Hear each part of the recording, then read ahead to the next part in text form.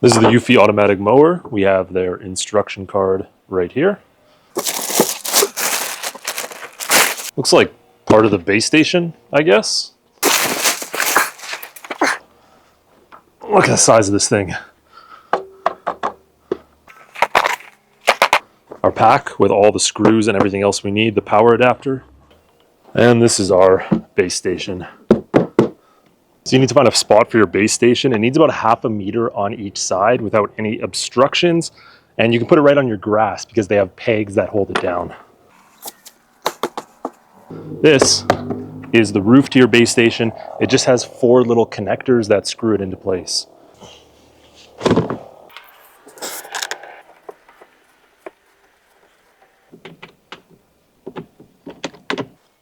Now they give you these 8 pegs that go directly in the ground with an Allen key. So these just kind of screw into place.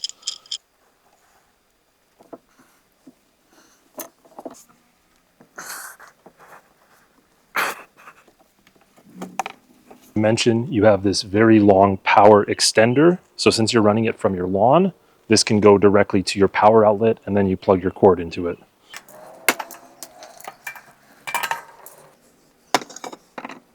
Now push it in and let it start charging.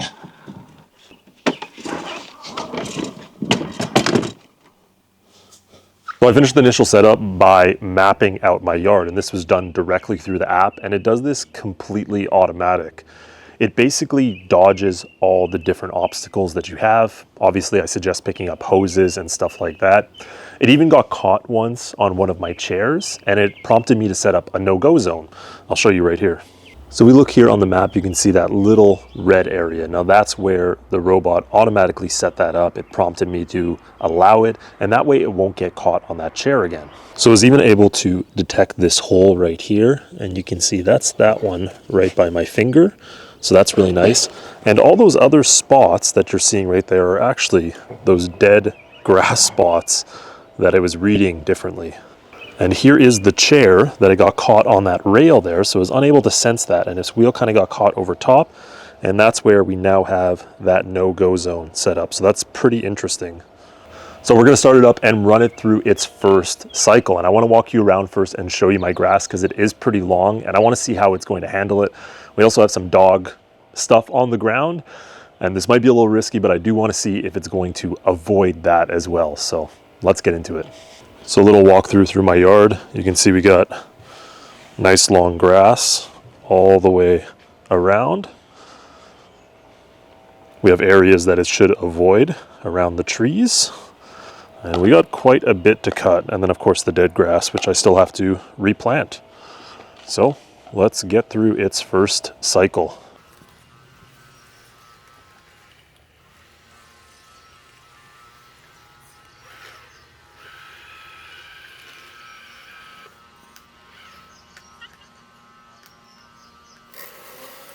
So quick update, we're about 30 to 40 minutes in, and I want to show you what it's finished so far. It has a bit of a pattern it's doing, so it did some long grass over here, and then it's been working on this whole area over here. And right now, it's right at the end here, kind of making some laps in a square back and forth this way. I want to show you the map on my phone.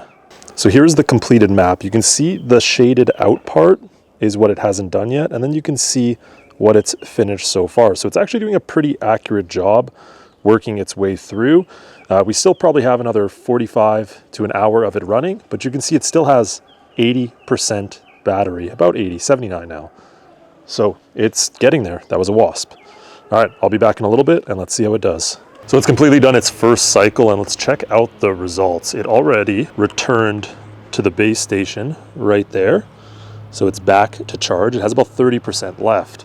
Now, there are some spots, especially close to the base station and around here, where it didn't do as good of a job, but I think that's because of the super tall grass. So I'm gonna do another cycle soon.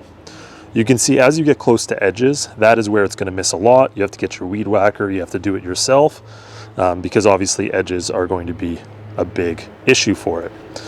Now, it did do a pretty good job going around the trees, and it got super close without actually wrecking anything. So you can see all the way around there. There's just some Little places I'm gonna have to do by hand. For the most part though, it got the majority of my yard. Now, I'm gonna send this out for another cycle once it's charged to get it to finish the job, because there's definitely some spots where I think the grass was too tall and maybe it read it wrong. And I'm gonna be doing a more detailed review in this pretty soon. So come back, we'll be checking out all the features, really detailing it after I've tried it out for a little bit. See you guys later.